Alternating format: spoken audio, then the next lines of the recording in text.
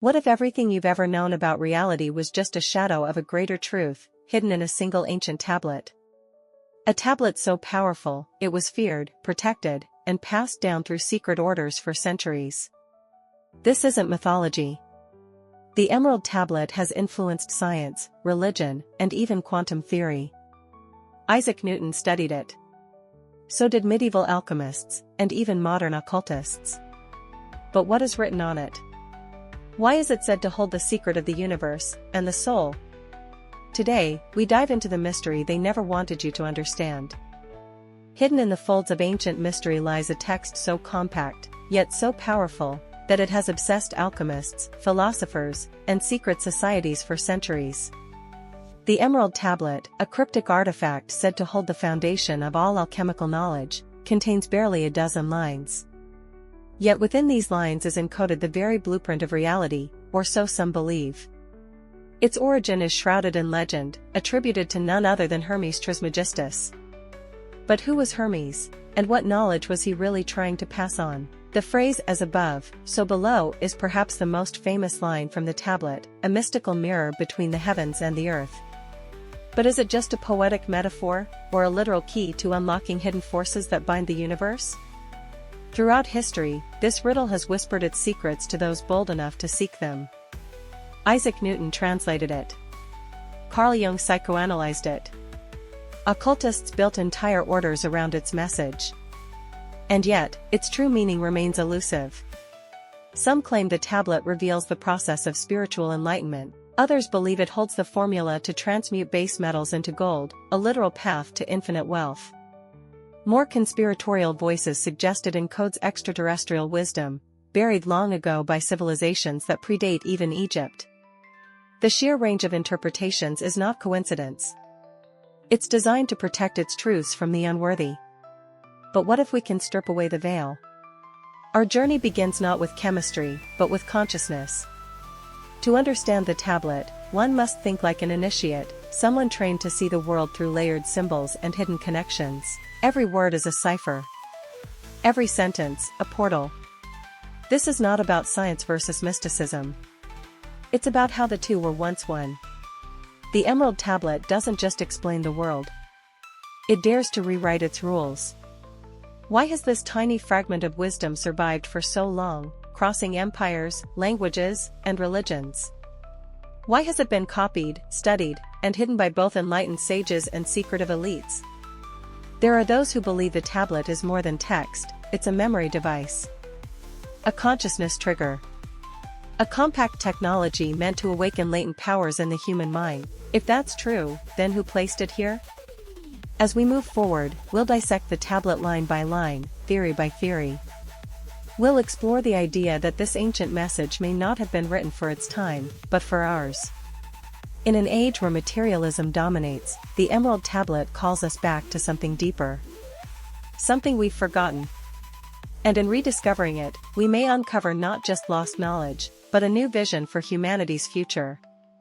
This is no ordinary investigation. It's a descent into the mysteries that shaped civilizations and possibly gave birth to the idea of hidden wisdom itself.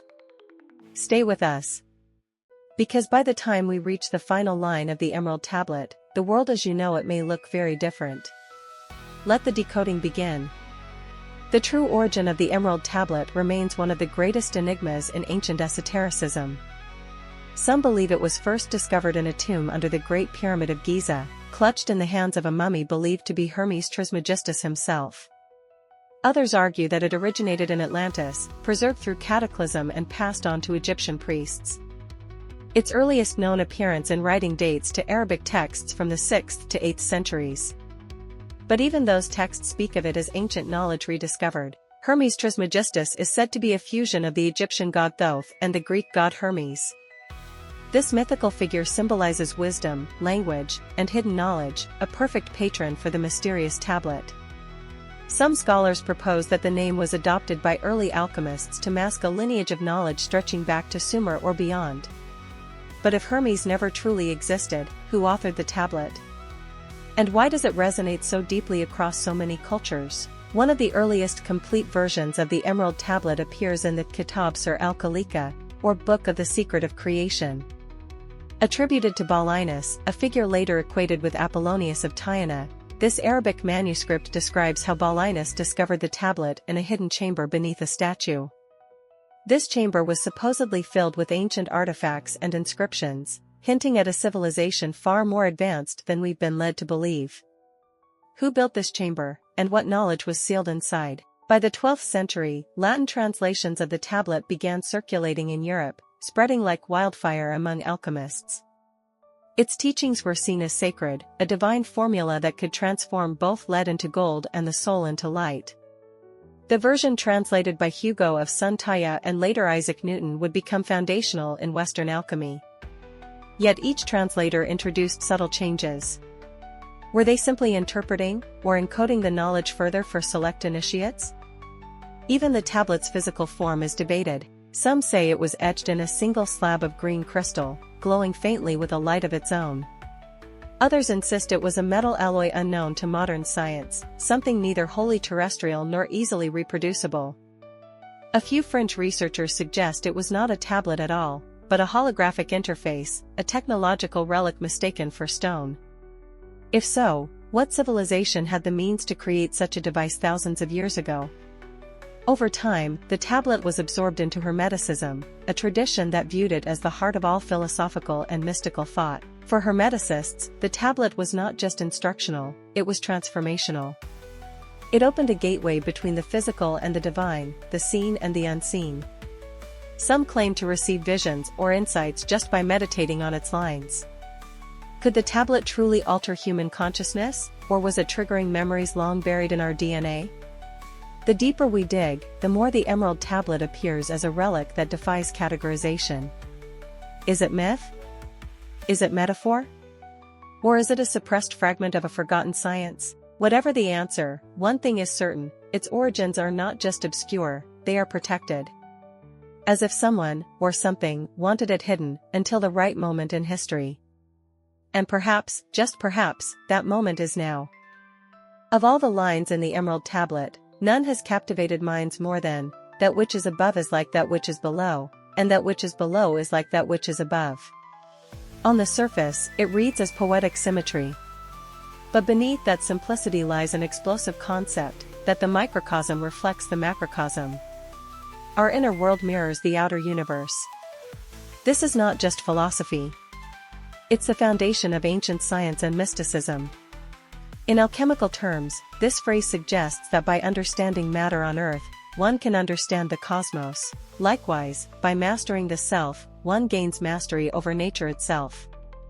This concept united astrology, medicine, psychology, and sacred geometry under a single truth: everything is connected. The stars are not distant, inert rocks, they are reflections of consciousness. Your body is not just flesh, it's a map of the universe. Hermetic thinkers believed that all things in creation shared the same pattern. Galaxies spiraled like nautilus shells. The branching of trees mirrored lightning. The chambers of the human brain echoed the structure of ancient temples. This principle became a philosophical Rosetta Stone. But it was also dangerous. If people truly understood this, they would no longer be controllable. They would realize the divine lies within. Some esoteric schools took this even further, claiming that thought could influence physical reality. Just as atoms could be transmuted, so too could human destiny. In a sense, as above, so below becomes a formula for manifestation, a kind of spiritual technology. Visualization, ritual, and intention were tools to align the inner and outer worlds. Modern quantum theory hints at similar ideas. Were the alchemists centuries ahead of science? This principle also appears in ancient architecture. The pyramids of Egypt, for example, were not just tombs, they were cosmic diagrams. Their alignment with Orion's belt mirrored a celestial order. Temples in India, Mexico, and Sumer followed similar patterns. These were not coincidences. They were deliberate attempts to bridge heaven and earth. As above, so below, written in stone. Carl Jung, the famous psychologist, saw this phrase as the bridge between the conscious and unconscious mind. He believed that archetypes, dreams, and symbols flowed between inner and outer realities. The Emerald Tablet, in Jung's view, was a psychological instruction manual. It taught how to bring the unconscious into awareness, to turn shadow into light. Was this the real great work of the alchemists? But here's the most chilling thought: if the universe mirrors us, then so does its chaos. Wars, plagues, and collapse may not just be political failures, they may be manifestations of collective imbalance. And if that's true, then the tablet is not just a relic, it's a warning: master the self, or the world falls with you. A message from the ancients, echoing louder than ever. Most people associate alchemy with the literal transformation of lead into gold. But the Emerald Tablet hints at something far more profound. The idea of transmutation is not just about changing metal, it's about changing states of being. Turning ignorance into wisdom. Pain into purpose. Darkness into light. Lead was only a symbol. In ancient times, metals represented aspects of the human soul. Lead was inertia, corruption, the base instincts. Gold symbolized purity, enlightenment, divine perfection. The alchemist's lab wasn't just a place of chemistry, it was a temple. The furnace wasn't just for melting metals, it was the fire of inner transformation. Each ingredient, each step, mirrored a stage of spiritual evolution. The Emerald Tablet speaks of the separation of the subtle from the gross, a process that occurs with great ingenuity. This line is rich with meaning. On one level, it refers to distillation, separating spirit from matter. But spiritually, it means refining the self. Shedding illusions. Letting go of ego. Distilling the soul until only truth remains. This is the hidden goal behind every alchemical operation. Some esoteric orders viewed the entire process as an internal journey, the path of the philosopher's stone. The stone wasn't a rock. It was a state of consciousness. A soul so purified that it could no longer be corrupted by fear, greed, or death itself. Achieving it meant immortality not of the body, but of awareness. Those who reached this level were said to possess abilities far beyond human norms. The concept of transmutation also appears in early Christian mysticism, Gnostic texts, and Eastern traditions. The Taoist alchemists, for instance, sought the golden elixir, a metaphor for inner harmony. In India, the yogic path transforms the base energies of the body into divine states. Even in Kabbalah, the tree of life maps the soul's ascent from dense matter to pure light. Were all these paths describing the same universal process? From a conspiratorial view, this deeper meaning of alchemy may have been deliberately hidden. Religious authorities, ruling elites, and colonial empires all had reason to suppress inner liberation. After all, a society of awakened individuals cannot be easily controlled. If the masses believe that gold is only physical, they chase wealth. But if they realize the true gold is within, they break the chains. So when we hear of transmutation in the Emerald Tablet, we must ask, what exactly is being transformed? Is it just elements, or is it us? The lead in our minds. The gold in our potential. The fire in our will. Alchemy is not outdated. It's unfinished.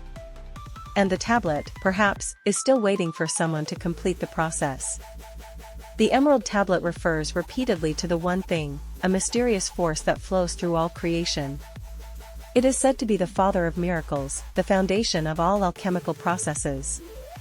But what exactly is this one thing? Is it a substance? A field? A state of being? The ambiguity seems intentional. As if the tablet wanted to provoke inquiry rather than deliver answers. Some interpretations suggest the one thing is the prima materia, the original undifferentiated matter from which all things arise. In ancient philosophy, this was the formless essence before creation. It holds the potential of everything, yet is bound to nothing. Other schools equate the one thing with consciousness itself, the divine awareness that animates reality. In either case, it's not physical. It's primordial.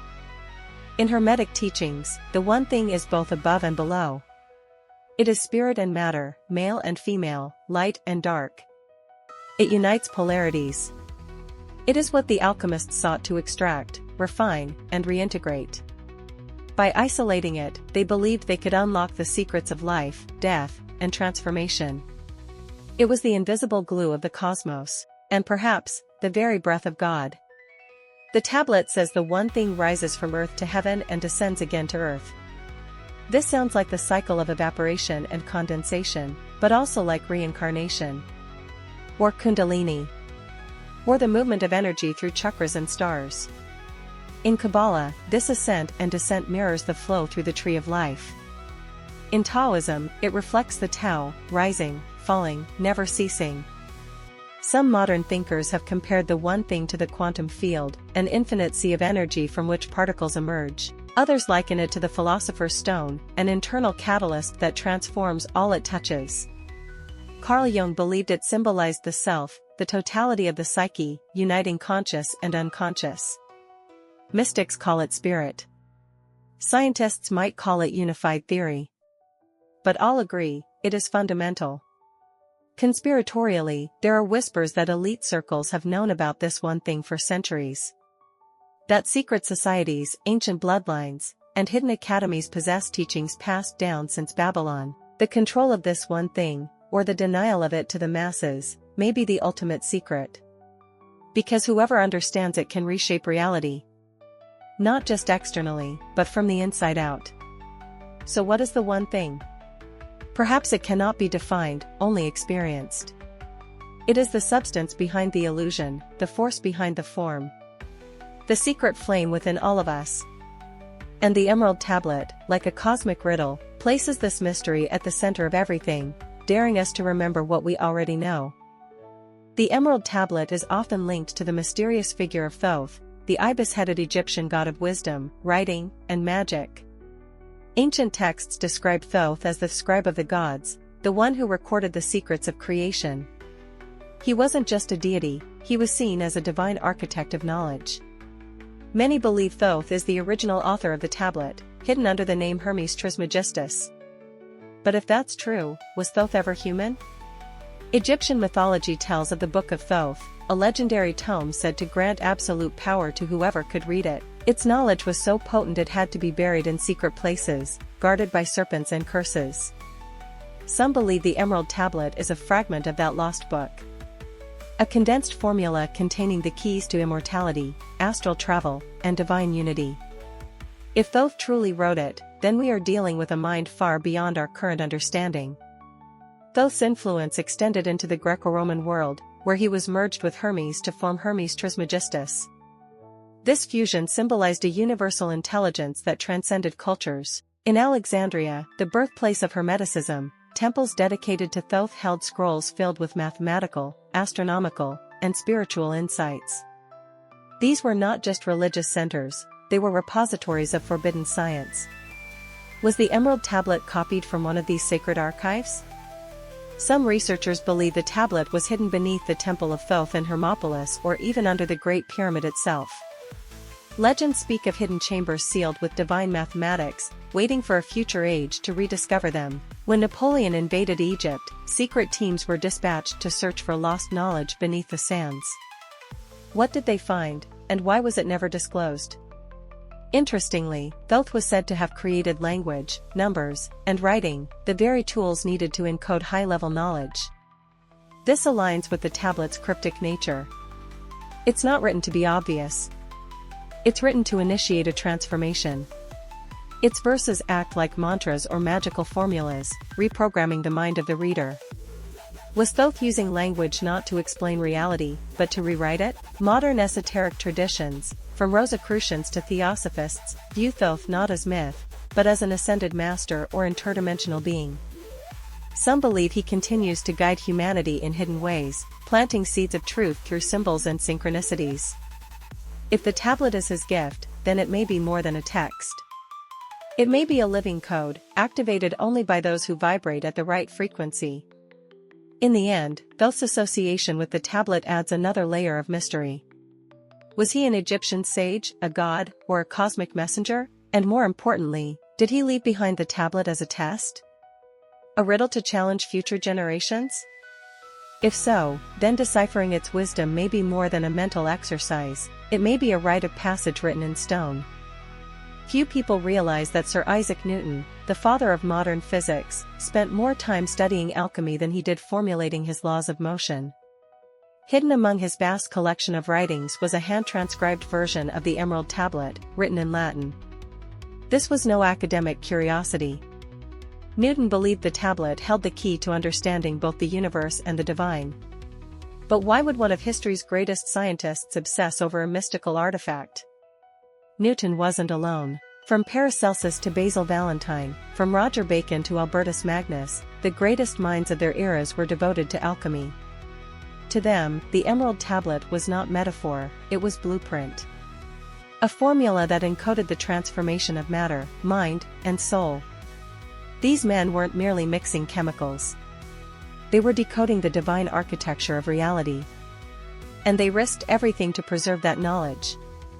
During the medieval period, the church strictly controlled access to esoteric texts. Alchemists operated in secret, often disguising their work with symbols, metaphors, and riddles. The tablet was passed hand to hand, hidden in grimoires and locked cabinets. Some paid with their lives to protect it. Others claimed to achieve transmutation, only to vanish from history. Were these men frauds, or did they discover something forbidden? Newton's obsession led him to write pages on the Spiritus Mundi, or world spirit, an invisible force connecting all things. He believed this spirit was central to the one thing described in the tablet. Unlike his public works, Newton's alchemical writings were never published in his lifetime. They were hidden in private libraries, accessible only to select elites. Why? Because what he uncovered was too volatile for the world. In 1936, a collection of Newton's alchemical manuscripts was auctioned at Sotheby's. Among them was his translation of the Emerald Tablet. The text was passed to economist John Maynard Keynes, who revealed a very different portrait of Newton, not just a man of reason, but a deeply mystical seeker. Newton was not the first of the age of reason, Keynes wrote. He was the last of the magicians. What was Newton really trying to unlock? Some researchers believe the scientific revolution was seeded by Hermetic thought. That the roots of chemistry, astronomy, and medicine lie not in rationalism, but in the symbolic language of alchemy. The Emerald Tablet, then, becomes more than an esoteric curiosity. It becomes the secret origin of modern science. And those who understood its depths shaped the world from the shadows. What if the tablet's legacy wasn't lost, but hidden in plain sight? Encoded in the equations of gravity, in the spirals of DNA, in the circuits of machines? What if Newton and the alchemists weren't chasing fantasy, but safeguarding a truth too powerful to be spoken openly? The tablet, after all, promises to work wonders. Perhaps those wonders have already begun. As strange as it may seem, many principles found in the Emerald Tablet echo discoveries in modern physics and cosmology. The idea that matter and energy are interchangeable, that consciousness may influence reality, and that all things are connected, these are no longer mystical beliefs. They're scientific frontiers. Quantum entanglement, string theory, and unified fields sound eerily similar to Hermetic teachings. Could ancient alchemy have anticipated today's breakthroughs? Take the phrase, "its force is entire if it be converted into earth." At first glance, it seems poetic, but some physicists see parallels with energy condensation, how invisible fields give rise to particles. The Higgs field, responsible for mass, behaves like a modern version of the one thing. It moves between dimensions, unseen yet essential. The Emerald Tablet described this over 1,000 years ago. Coincidence, or suppressed knowledge? Even the concept of as above, so below finds resonance in fractal mathematics and holographic theory. Scientists now explore the idea that the universe is a hologram, a vast pattern where every part reflects the whole. This mirrors ancient beliefs that the macrocosm is encoded in the microcosm. If the universe is fractal, then each of us contains the blueprint of the cosmos. Just as the alchemists claimed. Carl Jung viewed alchemy as symbolic psychology. But modern neuroscience goes further. Studies on neuroplasticity show the mind can reshape itself. Emotions can alter biology. Belief can influence healing. These are the tools of the ancient initiates, mind over matter. Meditation, ritual, sound frequency, and sacred geometry now find support in biophysics and consciousness research. Was the Emerald Tablet a manual for human potential? Technological advances have also begun to unlock hidden patterns in nature, from Fibonacci spirals to vibrational frequencies. Cymatics, the study of sound shaping matter, shows how vibration creates form. The tablet speaks of subtle forces and perfect balance. These aren't fantasies anymore. They're measurable realities.